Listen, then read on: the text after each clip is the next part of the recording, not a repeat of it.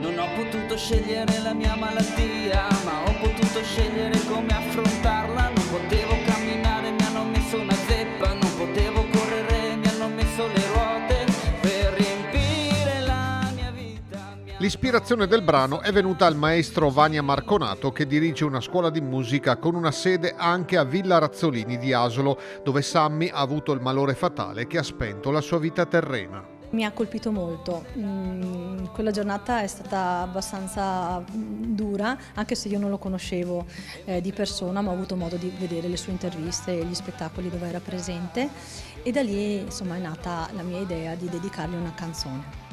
E mentre loro da me imparavano la diversità, io godevo della loro normalità. Le parole della canzone sono espresse in prima persona da Sammy. Mi hanno mandato tramite la mamma e gli amici delle frasi e degli aneddoti molto belli, che lui, delle frasi, dei modi di dire anche che usava quando andavano fuori a mangiare la pizza, quando si trovavano tutti insieme, e infatti la canzone si intitola Te voglio ben, perché era il saluto che dava alla fine delle serate con gli amici, ecco, sostanzialmente.